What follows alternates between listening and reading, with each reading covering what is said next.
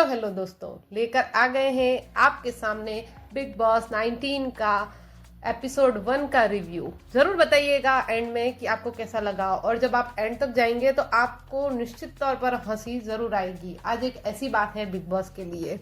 तो आपने big boss देखा ही होगा, आप क्या कहते हैं, कैसा किसका नेचर आपको लगा? मुझे तो तान्या का नेचर थोड़ा सा ऊपर नीचे लगा, समझ में नहीं आया कि वो कहना क्या चाहती थी। प्रणीत और दोनों जब बात कर रहे थे तो वो बार बार कह रही थी कि मैं साड़ी पहनती हूँ, इस वजह से मैं बहुत ऊपर उठी हूँ, मैं यहाँ तक आई हूँ, प्राउड मोमेंट है।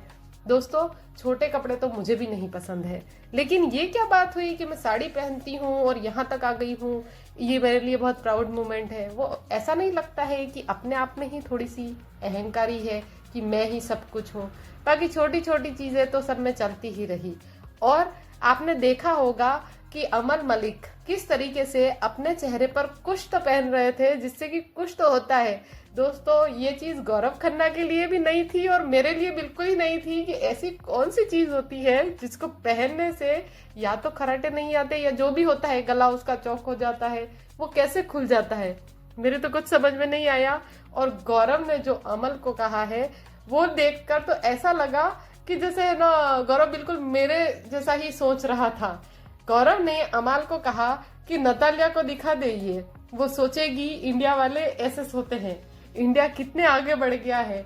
मुझे भी सेम थॉट उस समय चल रहा था कि इंडिया कितना ही आगे बढ़ गया है कि इस तरीके की चीजें हम लगाकर अपने आप ही चौक करना रोक रहे हैं गले को। वाकई में इंडिया बहुत आगे बढ़ गया है।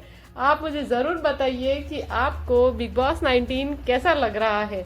वैसे पहला एपिसोड थोड़ा ठीक ही था, इतना कोई जोरदार मुझे नहीं लगा। अभी धीरे धीरे लोग खुलेंगे और धीरे धीरे हमारा जो है ये चैनल भी आगे बढ़ता जाएगा, समय इसका आगे बढ़ता जाएगा। देखते हैं कल क्या बताते हैं। नॉमिनेशंस भी बता ही दिए गए हैं, अब देखते हैं आगे क्या होता है।